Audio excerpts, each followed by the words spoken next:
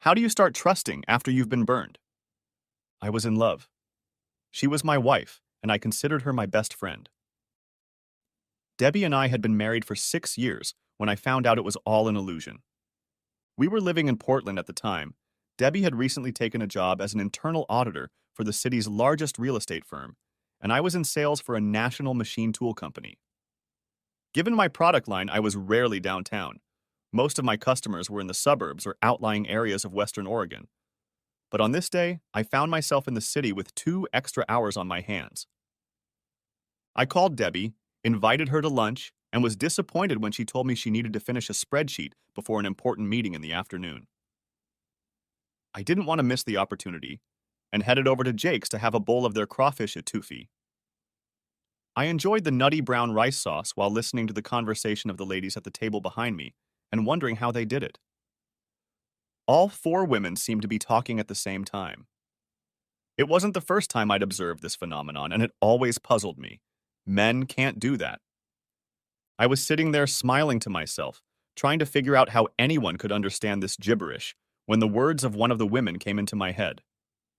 I wasn't the only person intrigued by this lady's question, because the other three women at the table immediately fell silent. So Deborah Miller is doing the dirty deeds with Simon Walker? This question caught my attention because my wife's first name is Deborah. She uses that name in her professional life. Only family and friends call her Debbie. And Miller is the last name she's had with me since we got married. I'm Mark Miller, by the way. One of the ladies asked, "Why, how do you know?"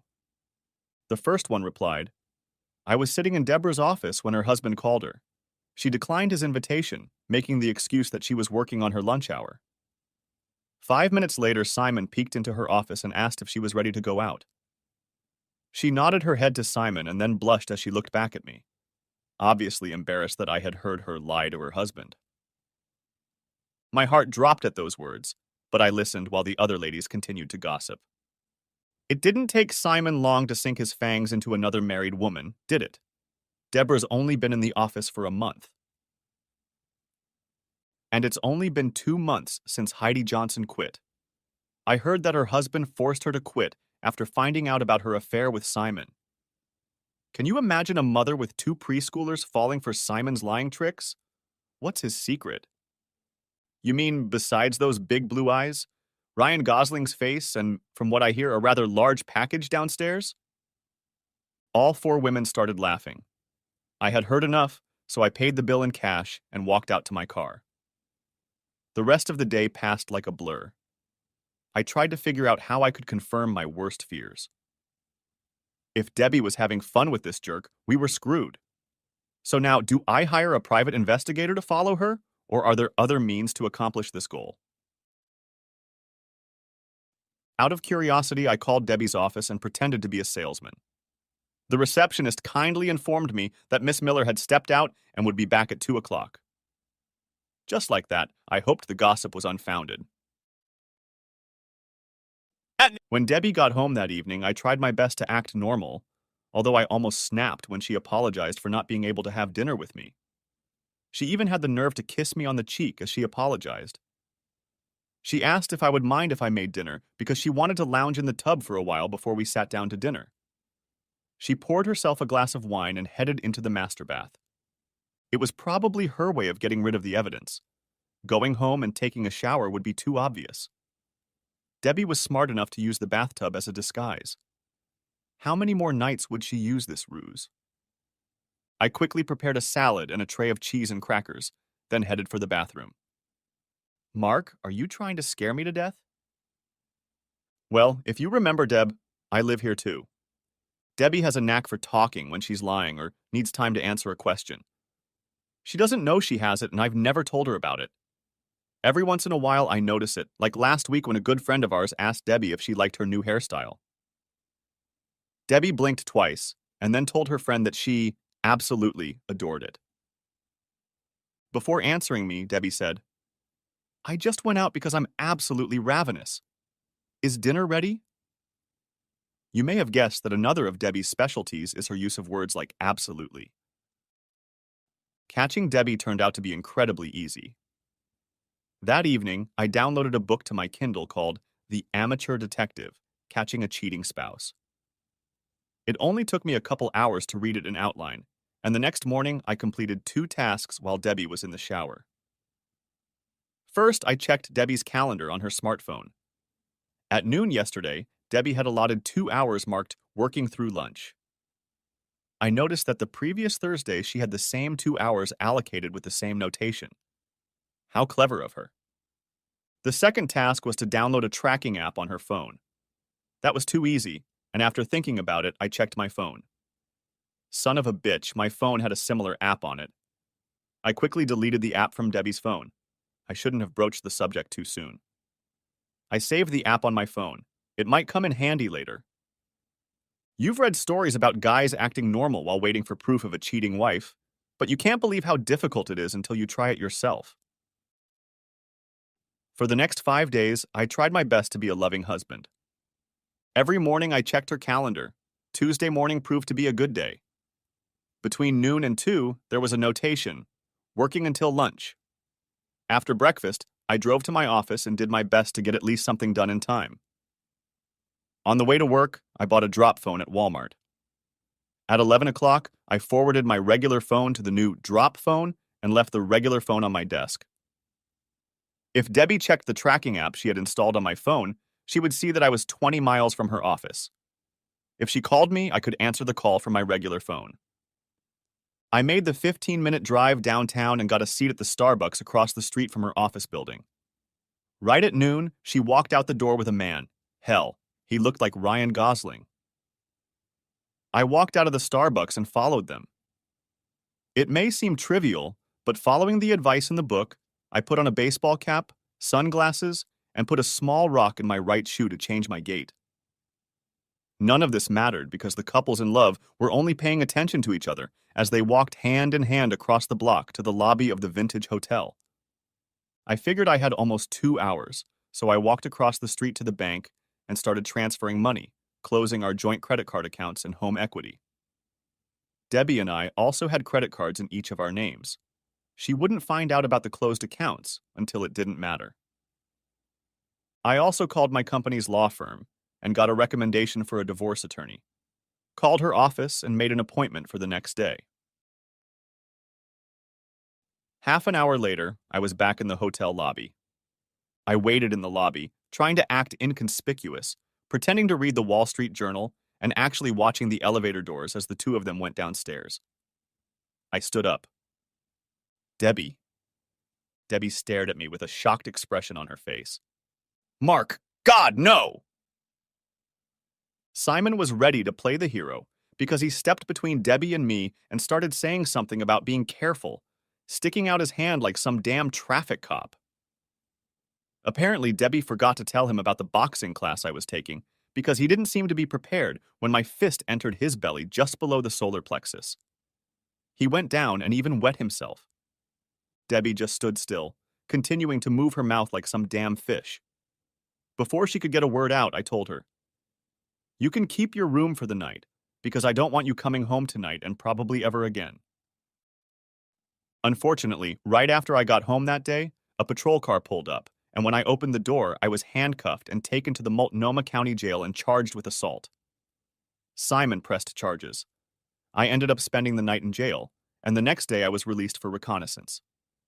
When I got home, it was clear that Debbie was in the house because almost all of the small and valuable items, including the watch my father had left me after his death, had been put away. I checked the closet, and Debbie's clothes were gone too. Good riddance. I still had time to shower and make it to my meeting with my lawyer in time. Over the next 3 months, the following happened, in no particular order. The charges against me were dropped because I was lucky that the clerk at the front desk told the police that Simon had attacked me, and she saw him raise his hand. She thought he looked like he was ready to attack me. I guess she was the kind of person who is happy to see any skunk who entertains a married woman get his just reward. She wasn't really lying, just interpreting Simon's actions in my favor.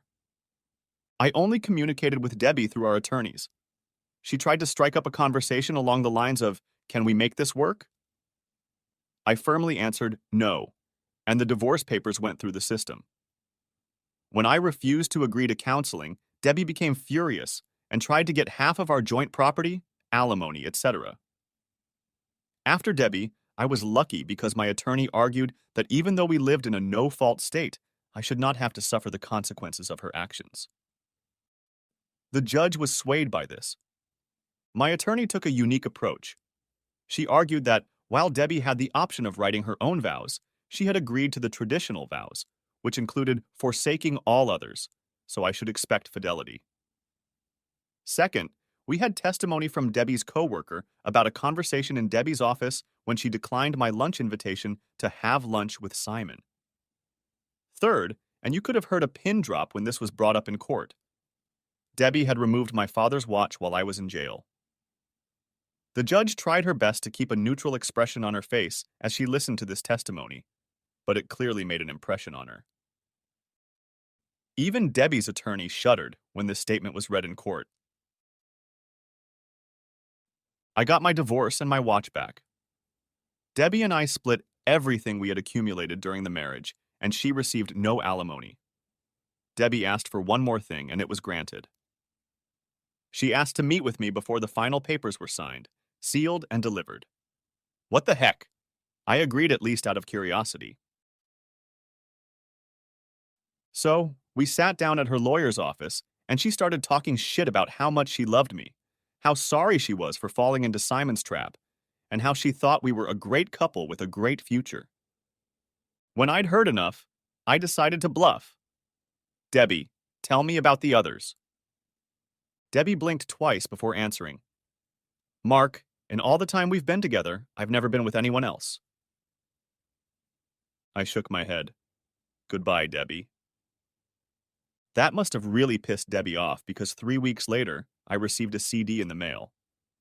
It was hard to believe. I always thought Debbie was a pretty smart woman, but on the disc was a recording of Debbie and Simon.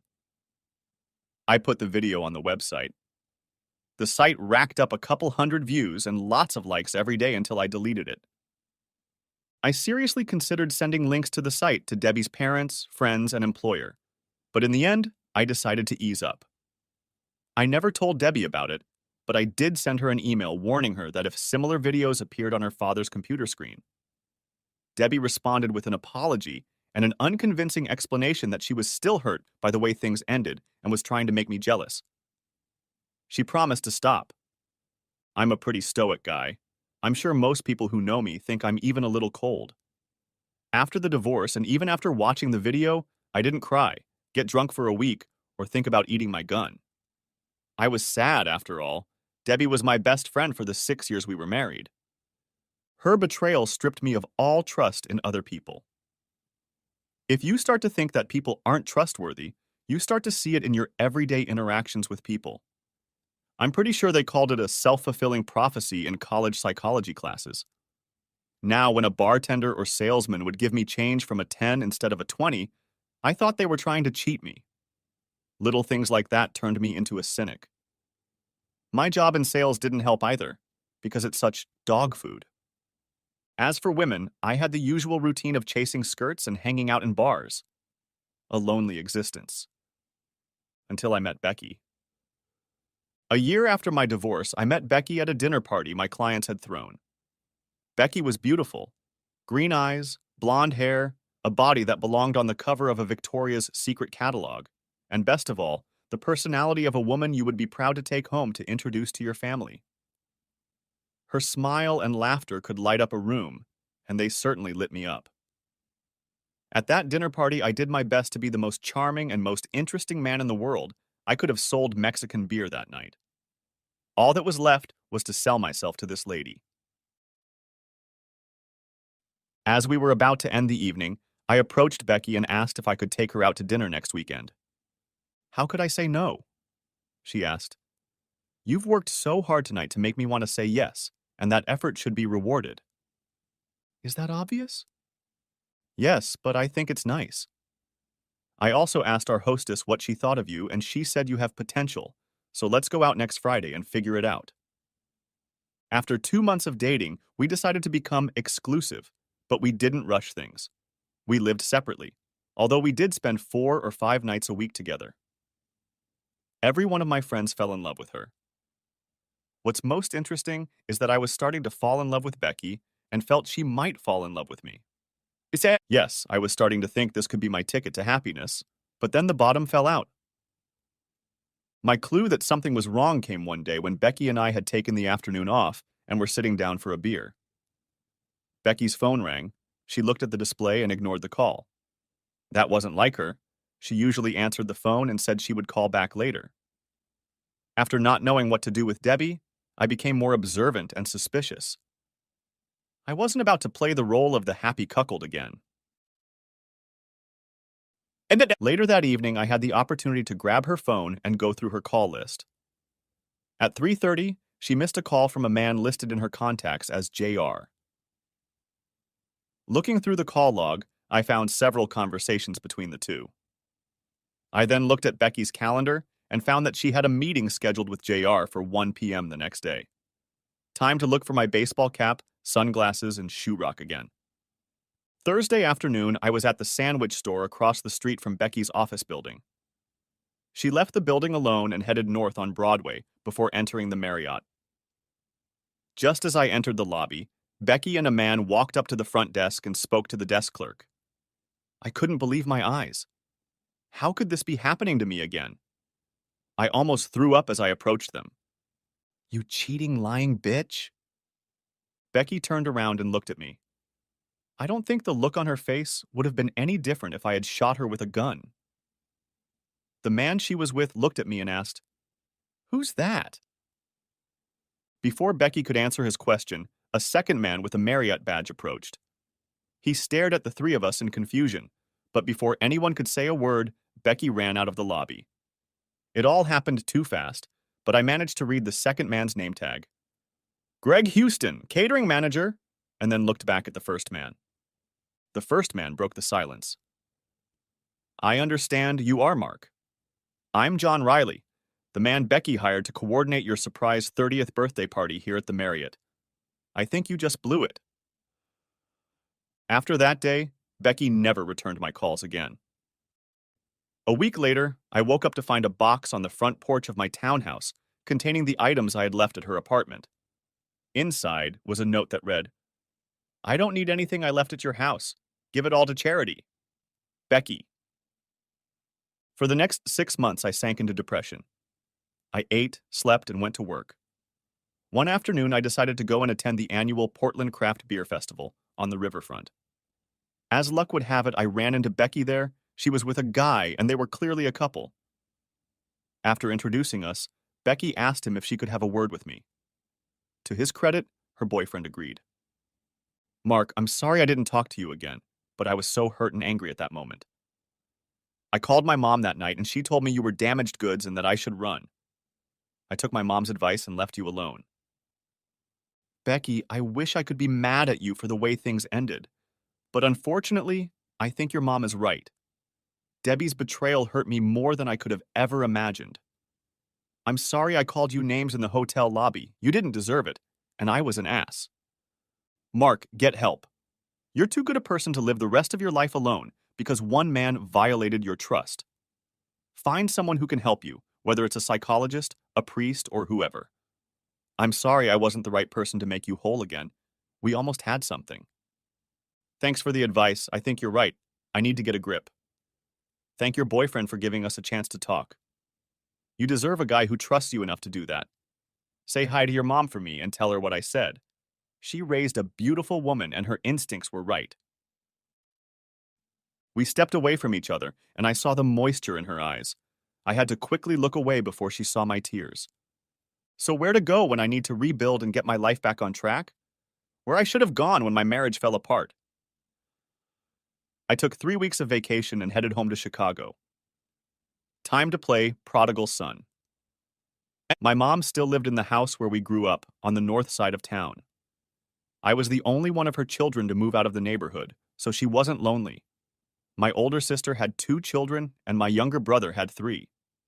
I teased him that his wife was a regular baby-making machine, 3 children before his 30th birthday. With 5 grandchildren around, Mom stayed busy, but I knew she missed having me around, though I can't imagine why. since she always claimed I was the cause of her gray hair. On my second day in town, Mom invited my siblings and their families over for a big holiday meal.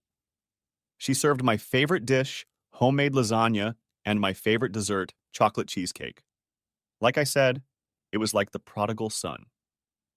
I pretended to be the lost uncle and gave each of my nieces and nephews some expensive electronic gift that most of them were too young to use. You could see my parents rolling their eyes at my stupidity, but I think they appreciated my sentiments. After everyone left, my mom and I did the dishes together and were able to chat. Mom didn't like to give advice. That was always Dad's job. But Mom always knew what to do. Your buddy Hank Taylor still stops by from time to time. He asks how you're doing. When was the last time you two talked? Not as often as I should, and before you say it, yes. It's probably my fault we don't talk more often. Call him. Hank was my best friend from the time we met in kindergarten until I left for college. From K-12, we were inseparable. In Little League, he was the pitcher, and I was the catcher. In soccer, for 6 years, he was the quarterback, and I was the receiver. I quit baseball my freshman year because I was a mediocre hitter at best, and the track coach noticed in gym class my ability to pole vault and high jump. I quit soccer after my junior year because my father was worried that I would get injured and lose my chances at a college athletics scholarship.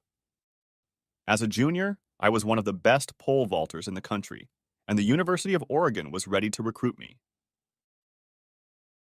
My father's decision to keep me out of soccer had a negative impact on Hank's life. In my junior year, our soccer team fell just short of making it to the state championship. Much of our success was due to the Taylor-Miller combination. I was Hank's no-one target. His senior year was a bust. Most receivers had glass hands, and his stats weren't good enough to get him a scholarship to college soccer, his first love. He did, however, get a scholarship to play baseball at Southern Illinois and did quite well. Hank knew my father and his influence on my decision. He never resented me for quitting soccer. I ended up at the University of South Africa and was raring to go to the Olympics when an accident ended my career as a pole vaulter. During warm-ups at the NCAA finals, my pole broke in two, a once-in-a-million occurrence. I fell at an awkward angle and shattered my knee so badly that it took me 2 years of therapy to get back to 90% capacity. By then, the Olympics were over, and I had earned my bachelor's degree. I also had $250,000 in the bank after the pole manufacturer settled. In case you're wondering, Debbie couldn't touch the $250,000. Dad insisted on a prenup. When I went to Oregon State and Hank went to SIU, we started drifting apart.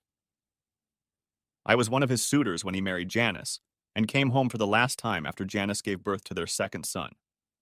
It had been a little over 2 years since I'd last seen Hank, and if he was angry at my inattention, he didn't show it. 30 minutes after I called him at his house, we were sitting in the backyard drinking beer. First, I learned what was going on in Hank's life. His job, firefighter in Chicago, his wife, Janice, and his 2 boys, Mark and Hank. Then it was my turn.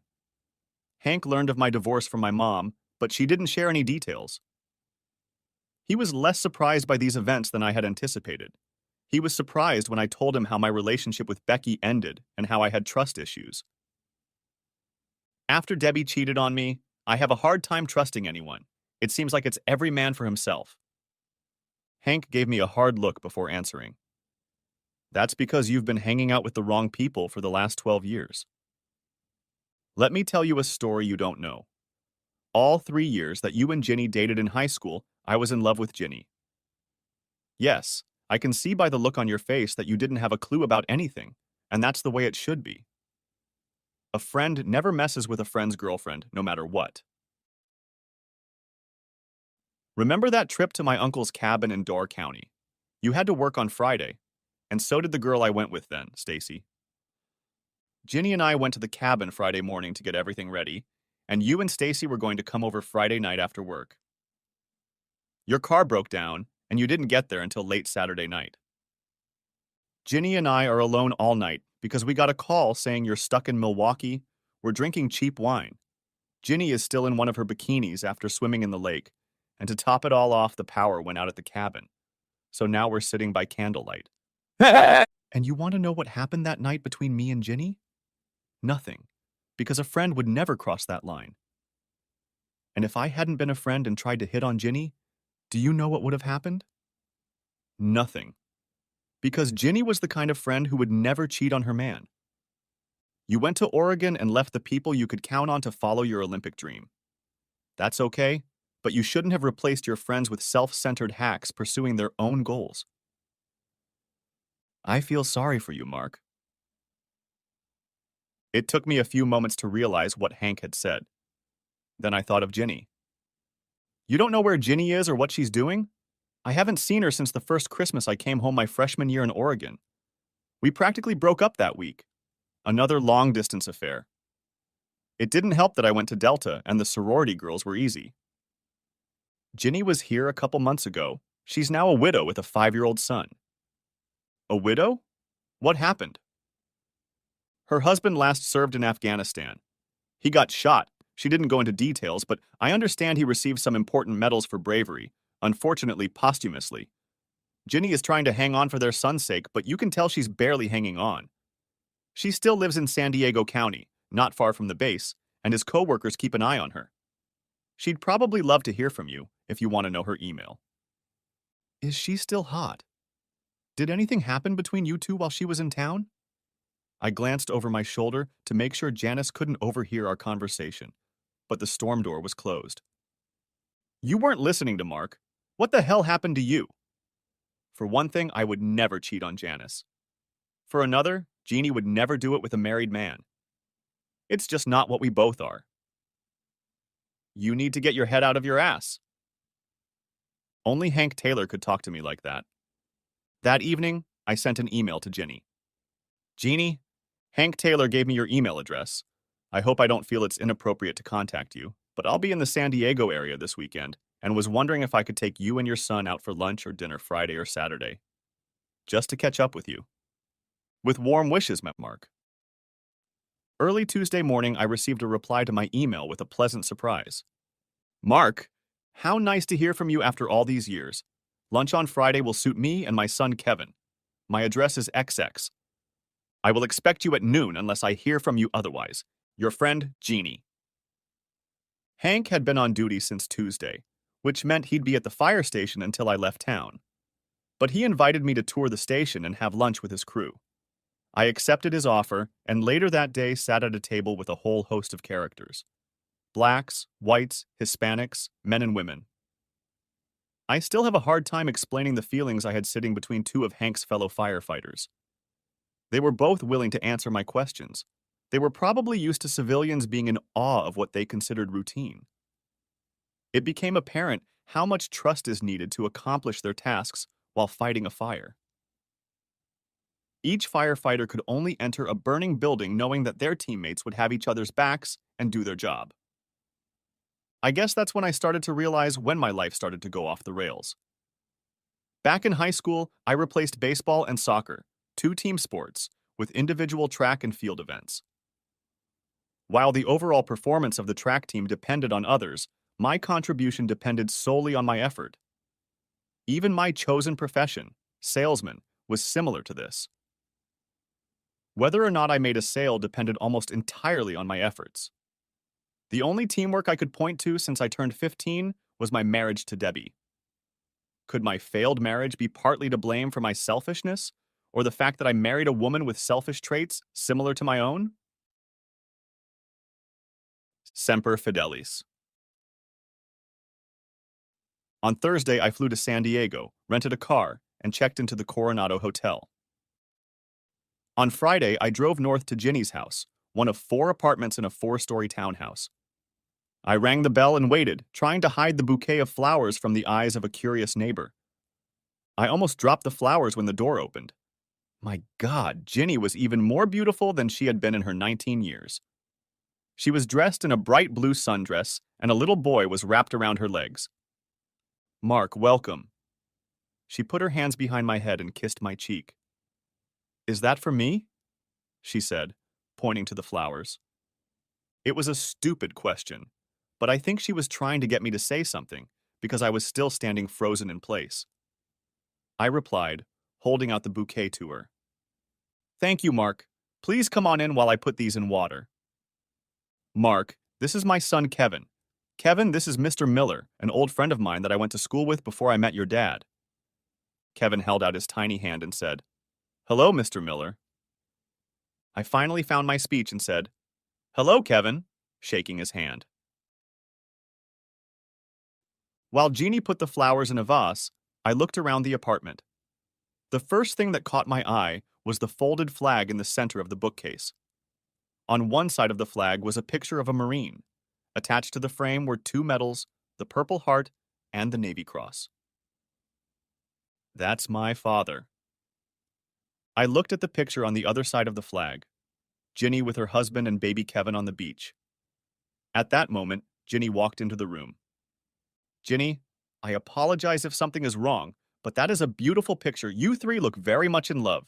You must miss him. No need to apologize. It's very sweet. And yes, we were madly in love.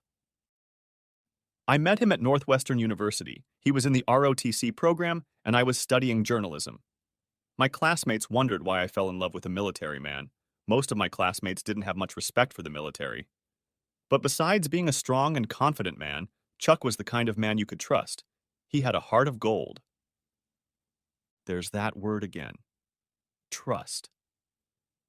Ginny's eyes were watering slightly as she looked at the picture, so I broke the silence. Are you still ready for lunch?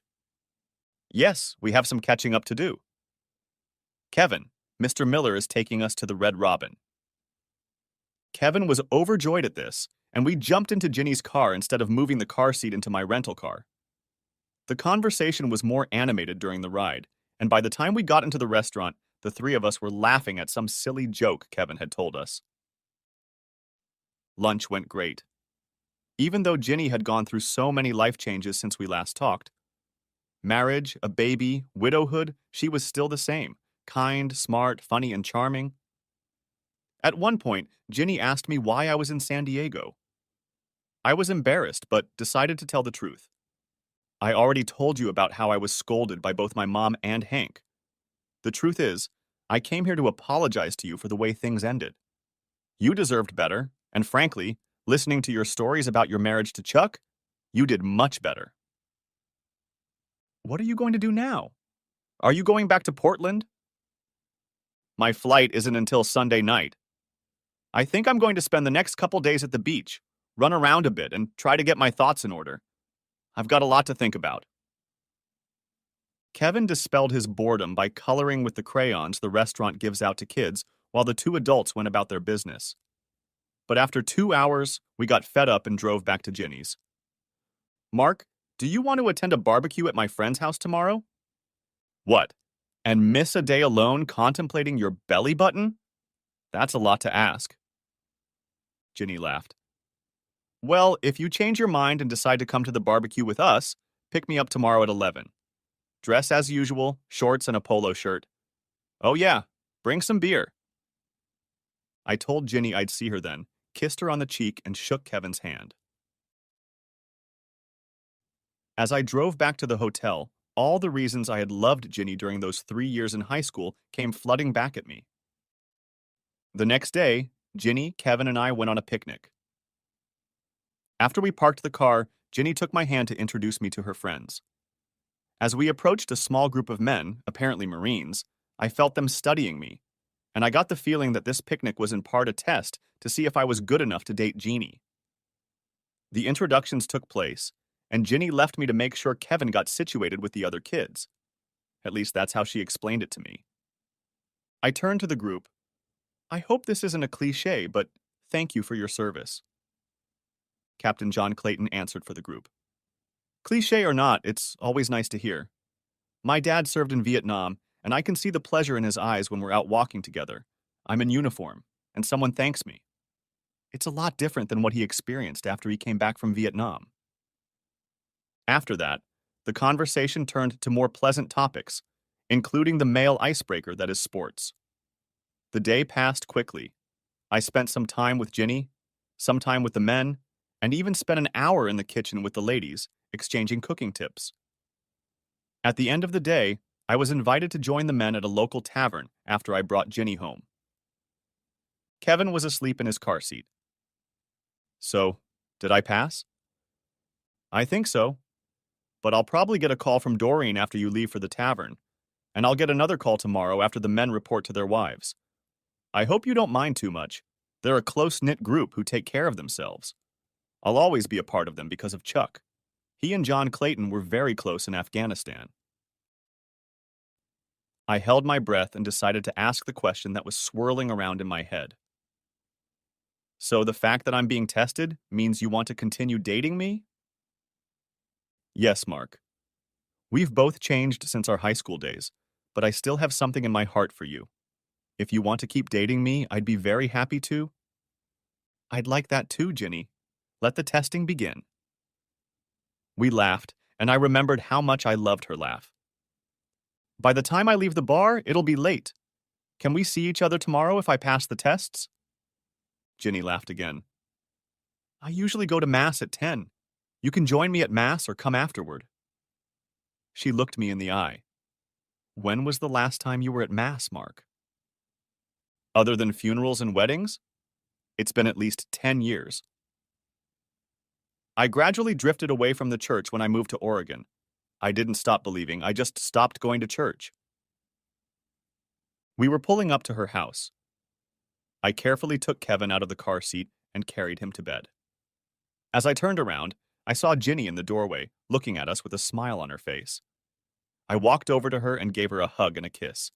She kissed me back. I'll see you tomorrow. I'll be here at 9:30. Wish me luck. I walked into the bar and was greeted by 5 men, including John Clayton. What have you got, Mark? I took a quick glance at the taps. Stone could use one. Rodriguez, 1 stone for our friend. The bartender poured me a pint, and the 6 of us sat down at a table. John was clearly the leader here, so he started the conversation. Mark, we're not trying to mess with you, but you have to realize that 3 of us at this table, including me and Roddy, the bartender, owe our lives to Chuck Turner. Did Jeannie tell you anything about that? No, I saw the Navy Cross, so I knew it had to be something special, but I didn't want to get involved, so I kept quiet. Good for you, showing respect. But I'll tell you this. We were patrolling the mountains near Pakistan when we were ambushed by 40 or so Taliban. We couldn't call in an airstrike because that would have caused an avalanche. We couldn't retreat because they would have taken the high ground and outnumbered us. Chuck ordered us to outflank them, and he and Rodriguez stayed in position to pull them close. It took us 3 hours in this rugged terrain to advance behind the Taliban. For 3 hours, Chuck and Roddy kept them at bay. We were able to outflank them, and because of the elevation, we were able to destroy them. But by the time we got to Chuck and Roddy, both were wounded. Chuck had 4 wounds, but he was still fighting. He died in my arms. Roddy was unconscious with wounds to his head and leg. Roddy has a prosthetic leg, which is why he works as a bartender instead of being on active duty. That's why Ginny is our responsibility. At least until someone comes along to relieve us of that responsibility. Someone worthy. I understand, John. Let me answer you this way. Ask Ginny if I've ever done anything disrespectful in the 3 years we've been together. My worst sin was letting her go. But I think it was better for her because she met Chuck and had a son. I didn't have the maturity then to be a good husband or father. I've never touched a woman in anger, even when I caught my first wife with another man. I may not have what you have, the courage to attack men by shooting back, but I'm not a coward either. I won't back down if it means protecting a loved one from harm. I've recently realized I'm a bit self-centered, but I'll work on that. So now that I know how things stand, let me ask you all. I paused to look around the table. Do I have permission to keep seeing Ginny? People might think it was overkill to ask permission to date an adult, but I saw it as a way to show respect for their obvious concern for a fellow widow. I wasn't pretending, but I'm a good salesman because I can read people well. And it was the right request, because the answer I got was a broad smile from John and the others. Roddy, could you get us a batch of good beer? Make it a Knob Creek.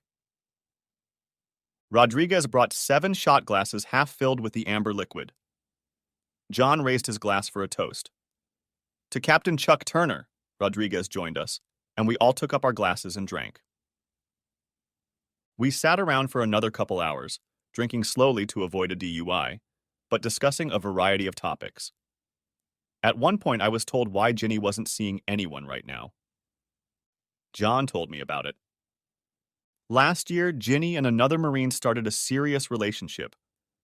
The problem was that Jeannie couldn't get into a serious relationship with another Marine, not after she lost her first husband. And Tom had dreamed of being a Marine all his life. Tom told Ginny that he would leave the Marines, and Ginny replied to Tom that if he did, she would never speak to him again. Right after that, Tom transferred to Legend, and from then on, Ginny wasn't serious until she got your letter. Doreen said she called that afternoon and was very glad to see you. Don't tell me I didn't say anything.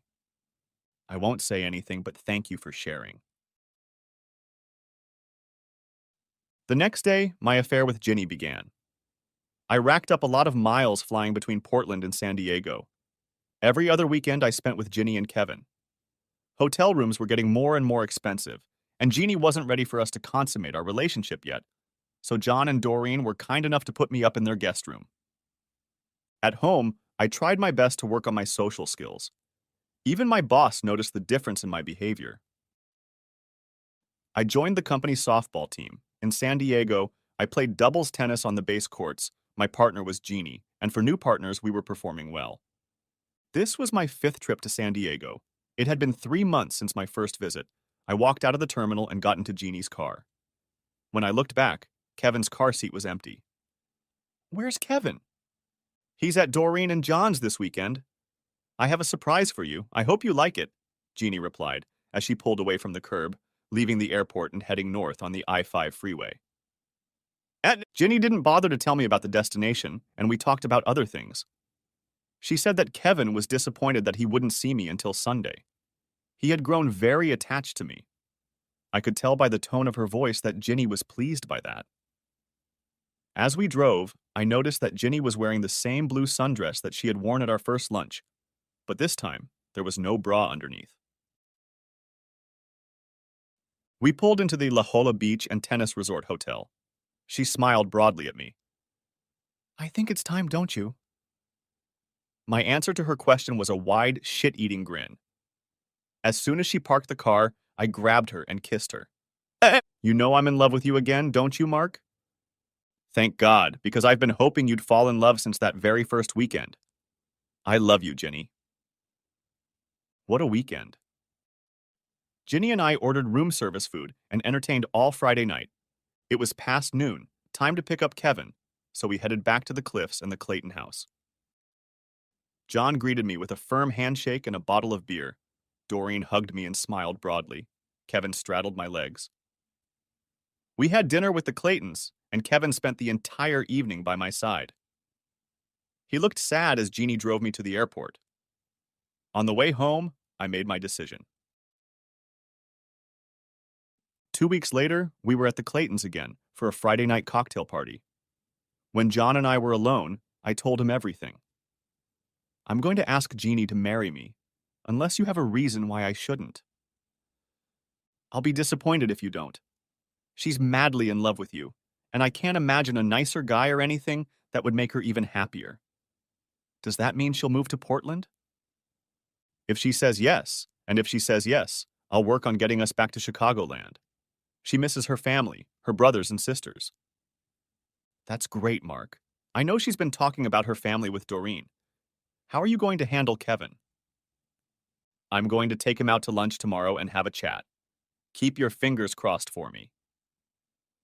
You might be surprised at his reaction. The guy likes you. The next day, Ginny gave me a weird look when I told her that Kevin and I needed to run some errands together, but I got away with it as I justified it by saying that it was time to socialize with the guys. We headed straight to Red Robin and grabbed a table. Over 2 milkshakes, I asked a question. Kevin, what would you say if I asked your mom to marry me? Would that be okay? I held my breath, waiting for his answer. That would be great, Mr. Miller. My mom really likes you. And you, Kevin, do you like me enough to live with your mom and you? Yes. Does that make you my dad? Sort of. No one can take the place of your real father. What did you call him? I used to call him Dad. Then maybe if your mom and I get married, you'll call me Dad. Would that be okay? Kevin smiled sweetly and replied with a short, "Sure." We headed back to his house. Two had already left, leaving one left. I thought it would be hard for Kevin to keep our conversation a secret. As soon as we entered the house, I was holding the ring in my hand, and Kevin was carrying a bouquet of red roses. Ginny smiled when she saw the roses, and then looked embarrassed when I knelt down. Ginny, will you marry me?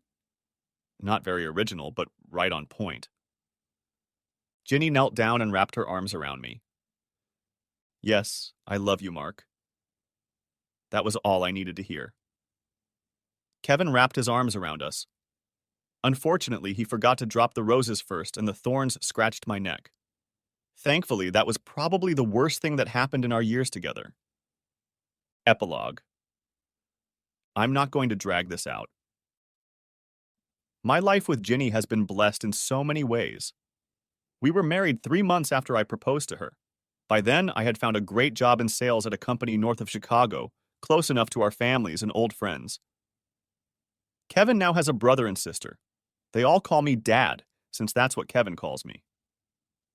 Ginny still looks amazing after 3 kids. We still play doubles tennis, and please don't tell anyone, but we have learned to play volleyball and have games at Black's Beach when we visit the Claytons.